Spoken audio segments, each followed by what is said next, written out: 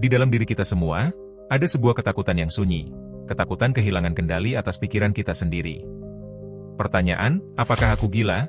Adalah bisikan universal yang menghantui momen-momen paling rentan kita. Kita merasakannya dalam tekanan kehidupan modern. Saat kecemasan melumpuhkan, atau kesedihan terasa tak berujung. Kita berpegang pada gagasan tentang kewarasan sebagai rakit penyelamat di lautan kekacauan batin. Sekarang, perbesar pertanyaan itu ke skala masyarakat. Siapa yang berhak menggambar garis batas antara waras dan tidak waras? Antara kesedihan dan depresi? Antara keunikan dan penyakit? Selama lebih dari 1 abad, kita telah memberikan kekuatan itu kepada satu institusi, psikiatri. Para dokter berjas putih, dengan kantor yang tenang dan resep di tangan, dipandang sebagai penjaga pikiran kita. Psikiatri menjanjikan sebuah peta untuk pikiran manusia. Sebuah buku panduan, yang disebut Manual Diagnostik dan Statistik atau DSM, yang dapat mengkategorikan setiap penderitaan, memberinya nama, dan, yang terpenting, menawarkan penyembuhan. Institusi ini menjanjikan keteraturan dari kekacauan, kejelasan dari kebingungan. Janji bahwa penderitaan mental kita bukanlah kegagalan karakter, tetapi penyakit yang dapat diobati, sama seperti diabetes atau patah tulang. Jutaan orang telah menemukan kelegaan melalui psikiatri. Mereka diberi bahasa untuk penderitaan mereka dan alat untuk menghadapinya. Bagi mereka, psikiatri adalah penyelamat. Namun, di bawah permukaan otoritas medis ini, sebuah pemberontakan intelektual mulai bergejolak. Sebuah gerakan yang mengajukan pertanyaan yang paling radikal. Para pemikir, filsuf, dan bahkan para psikiater sendiri mulai berbisik tentang sebuah pemikiran yang berbahaya. Bagaimana jika penyakit mental itu tidak ada sama sekali? Bagaimana jika label-label seperti skizofrenia atau depresi bukanlah diagnosis medis yang objektif, melainkan label sosial yang kuat? Bagaimana jika psikiatri, alih-alih menyembuhkan, sebenarnya adalah alat untuk mengontrol perilaku yang dianggap masyarakat tidak diinginkan atau tidak normal? Ini adalah kisah gerakan anti-psikiatri. Sebuah pertempuran sengit untuk jiwa definisi, kewarasan, itu sendiri. Cerita ini akan membawa kita ke dalam rumah sakit jiwa, ruang sidang, dan pikiran para pemberontak yang berani menantang salah satu pilar kedokteran modern. Ini adalah sebuah eksplorasi tentang bagaimana norma sosial, politik, dan bahkan prasangka dapat menyamar sebagai ilmu pengetahuan, dengan konsekuensi yang menghancurkan bagi kehidupan nyata. Dan itu akan membuat kita bertanya, siapa yang benar-benar diuntungkan ketika kita melabeli seseorang sebagai sakit? Dan apa yang hilang dari kita ketika kita mendefinisikan kewarasan terlalu sempit? Panggung untuk psikiatri modern didirikan setelah Perang Dunia Kedua. Dunia menyaksikan kengerian, shell shock, atau sekarang disebut PTSD pada para prajurit, dan ada dorongan besar untuk memahami dan mengobati trauma psikologis. Psikoanalisis Freudian menjadi sangat populer di kalangan kelas atas. Berbaring di sofa dan menjelajahi alam bawah sadar menjadi simbol status dan pencerahan diri. Pertumbuhan eksponensial psikiatri sebagai kekuatan medis dimulai pada tahun 1952 dengan publikasi edisi pertama DSM. Untuk pertama kalinya, ada kamus resmi untuk penyakit mental. Kemudian datanglah revolusi farmasi. Obat-obatan seperti Thorazine atau Chlorpromazine diperkenalkan pada tahun 1950-an, yang secara dramatis dapat menenangkan pasien psikotik. Ini tampak seperti peluru ajaib. Dengan DSM untuk mendiagnosis dan obat-obatan untuk mengobati, psikiatri beralih dari praktik teoretis menjadi cabang kedokteran yang tampaknya konkret dan ilmiah. Kekuatan psikiatri mencapai puncaknya. Psikiater memiliki kekuatan hukum untuk menahan orang di luar kehendak mereka, mendiagnosis mereka, dan memberikan perawatan yang kuat seperti terapi elektrokonvulsif atau ECT dan bahkan lobotomi. Rumah sakit jiwa negara bagian yang besar dan megah dibangun di seluruh negeri. Dari luar, mereka tampak seperti istana, tetapi di dalam, mereka seringkali merupakan tempat keputusasaan dan kehilangan identitas. Psikiatri telah menjadi institusi yang kuat, didukung oleh pemerintah, dihormati oleh publik, dan dipercaya sebagai wasit terakhir atas kewarasan seseorang. Namun, di tengah-tengah kekuasaan puncak ini, suara-suara perbedaan pendapat mulai muncul, bukan dari luar, tetapi dari dalam profesi itu sendiri. Thomas Szasz, seorang profesor psikiatri, menerbitkan buku The Myth of Mental Illness pada tahun 1961. Argumen utamanya, pikiran tidak bisa sakit seperti tubuh. Apa yang disebut penyakit mental hanyalah masalah dalam kehidupan. Di Inggris, Psikiater R. Delaing berpendapat bahwa skizofrenia mungkin merupakan respons yang dapat dipahami terhadap dinamika keluarga yang tidak dapat ditoleransi, sebuah perjalanan, bukan penyakit. Para kritikus ini menuduh psikiatri telah menjadi alat penindasan sosial, yang digunakan untuk melabeli dan mengendalikan siapapun yang menyimpang dari norma, seniman, pemberontak, dan minoritas. Namun, institusi psikiatri merasa tak terkalahkan. Mereka menolak para kritikus ini sebagai orang-orang aneh yang berbahaya atau akademisi yang tidak relevan. Model medis tampak tak tergoyahkan. Mereka percaya bahwa metode ilmiah mereka, yang terkodifikasi dalam DSM, melindungi mereka dari bias. Mereka adalah dokter, bukan polisi moral. Rasa tak terkalahkan inilah, keyakinan akan objektivitas mereka sendiri, yang akan diuji secara dramatis oleh sebuah eksperimen sederhana dan brilian yang akan mengguncang psikiatri hingga ke fondasinya. Tanda-tanda peringatan dini tentang bias dalam psikiatri ada di depan mata, tersembunyi di dalam halaman-halaman DSM itu sendiri. Disinilah kita menemukan fakta yang paling mengejutkan.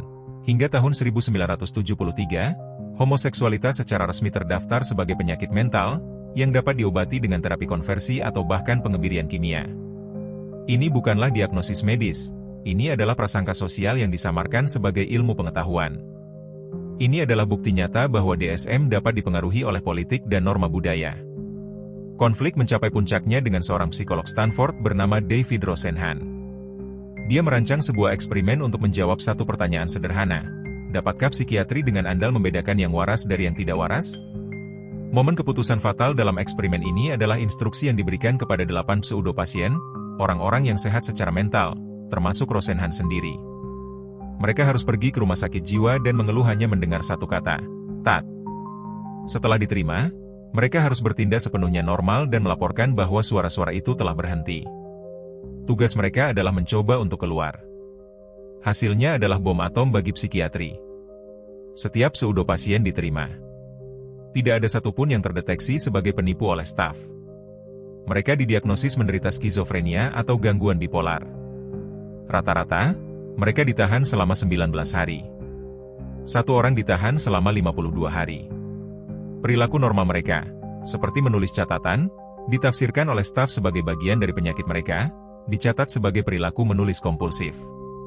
Label diagnostik telah menodai setiap tindakan mereka. Ironisnya, satu-satunya orang yang secara teratur mencurigai bahwa pseudo-pasien itu waras adalah pasien sebenarnya, yang sering berkata, "Kamu bukan orang gila. Kamu seorang jurnalis atau seorang profesor."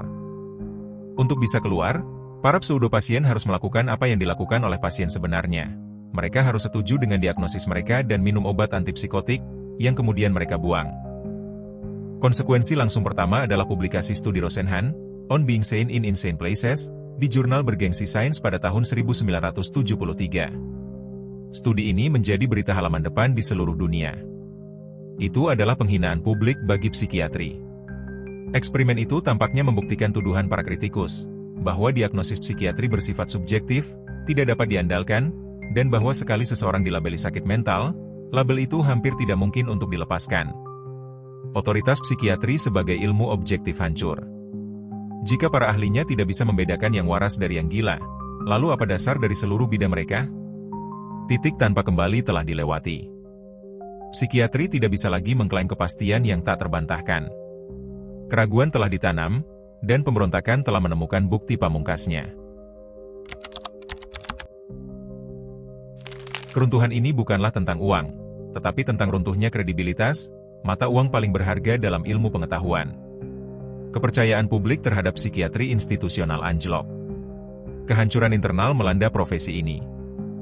Psikiatri terpaksa melakukan introspeksi yang menyakitkan. Pertempuran sengit terjadi antara kaum tradisionalis yang membela praktik mereka dan kaum reformis yang menuntut perubahan radikal.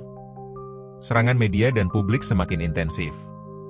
Gerakan hak-hak pasien, yang diberdayakan oleh studi Rosenhan, muncul dengan kekuatan baru, menuntut diakhirinya penahanan paksa dan pengobatan paksa. Wujud visi kegagalan adalah percepatan gerakan deinstitusionalisasi. Rumah sakit jiwa negara bagian yang besar, yang sekarang dipandang sebagai gudang manusia yang tidak efektif dan tidak manusiawi, mulai ditutup secara massal. Sebagai tanggapan langsung terhadap krisis ini, American Psychiatric Association secara drastis merombak manual diagnostik mereka. Hasilnya adalah DSM-3 pada tahun 1980, sebuah buku yang jauh lebih tebal dan lebih spesifik, yang berfokus secara ketat pada gejala yang dapat diamati, bukan pada teori Freudian yang tidak jelas. Ini adalah upaya untuk membangun kembali kredibilitas. Namun, para kritikus berpendapat bahwa ini hanya menciptakan masalah baru, proliferasi diagnosis, di mana setiap aspek kesedihan dan stres manusia berisiko diberi label sebagai gangguan. Warisan gerakan anti-psikiatri adalah skeptisisme yang sehat terhadap otoritas medis. Orang-orang mulai memandang diri mereka sebagai mitra dalam perawatan mereka, bukan sebagai penerima pasif dari diagnosis. Namun, ada juga sisi gelapnya. Penutupan rumah sakit jiwa, tanpa dukungan komunitas yang memadai, menyebabkan banyak orang dengan penyakit mental yang parah menjadi tunawisma atau berakhir di penjara. Titik terendah bagi psikiatri adalah kehilangan statusnya yang hampir seperti dewa. Mereka tidak lagi bisa berbicara dengan kepastian mutlak. Mereka harus mengakui batas-batas pengetahuan mereka. Reputasi mereka, terutama di kalangan akademisi dan aktivis, selamanya dipertanyakan. Setiap edisi baru DSM sekarang disambut dengan perdebatan dan kritik yang sengit. Keruntuhan total paradigma lama tidak berarti psikiatri menghilang, tetapi ia terpaksa berubah. Ia harus menjadi lebih biologis, lebih neurologis, dan yang terpenting, lebih rendah hati. Para pahlawan gerakan anti-psikiatri seperti Zsas dan Rosenhan memaksa sebuah bidang untuk memeriksa dirinya sendiri secara kritis. Mereka membuktikan bahwa bahkan ilmu pengetahuan yang paling mapan pun bisa salah, dan bahwa pertanyaan, siapa yang mengawasi para pengawas, selalu merupakan pertanyaan yang valid. Titik terendah adalah pengakuan bahwa garis antara kewarasan dan kegilaan jauh lebih kabur, lebih keropos, dan lebih dipengaruhi oleh budaya daripada yang pernah berani diakui oleh siapapun. Analisis penyebab utama dari krisis psikiatri ini adalah perpaduan berbahaya antara niat baik, kekuatan institusional yang tidak terkendali, dan kegagalan untuk membedakan antara norma sosial dan patologi medis. Ini adalah pelajaran yang kuat tentang bagaimana sistem yang dirancang untuk membantu dapat, tanpa pengawasan kritis, menjadi sistem yang merugikan, dengan mendefinisikan penderitaan manusia terlalu sempit. Pesan moralnya abadi, kita harus selalu skeptis terhadap definisi normal yang diberikan kepada kita, terutama ketika definisi itu berasal dari posisi kekuasaan. Untuk kita sebagai penonton, warisan gerakan anti-psikiatri hidup dalam perdebatan modern kita. Apakah kita terlalu cepat mendiagnosis anak-anak dengan ADHD? Apakah kita mengubah kesedihan normal menjadi gangguan depresi mayor? Cerita ini mendorong kita untuk merangkul kerumitan pengalaman manusia. Tidak semua rasa sakit adalah penyakit. Terkadang, itu hanyalah bagian dari menjadi manusia. Jalan alternatif yang bisa diambil adalah salah satu kerendahan hati. Bagaimana jika psikiatri sejak awal mengakui dirinya sebagai seni interpretatif sekaligus ilmu pengetahuan? Bagaimana jika fokusnya bukan pada pelabelan, tetapi pada mendengarkan? Bukan pada mengkategorikan, tetapi pada memahami cerita unik setiap individu. Mungkin, jika demikian, kita bisa menghindari beberapa kesalahan terburuk di masa lalu dan menciptakan pendekatan yang lebih manusiawi dan holistik terhadap penderitaan mental. Gerakan anti-psikiatri tidak menghancurkan psikiatri, tetapi memaksanya untuk tumbuh.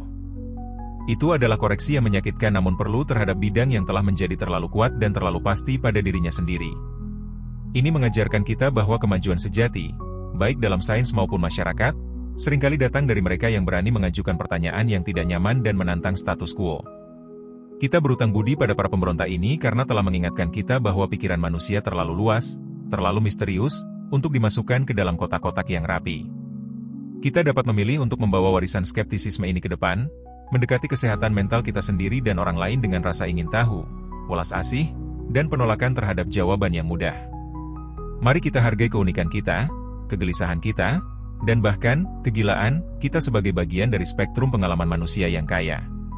Karena pada akhirnya, pemberontakan melawan definisi, kewarasan, yang sempit adalah perjuangan untuk hak menjadi diri kita sendiri sepenuhnya. Jadi, pertanyaan filosofis terakhir adalah, dalam proses menyembuhkan pikiran, bagaimana kita bisa tetap mendengarkan suara jiwa, agar tidak tanpa sadar membungkamnya?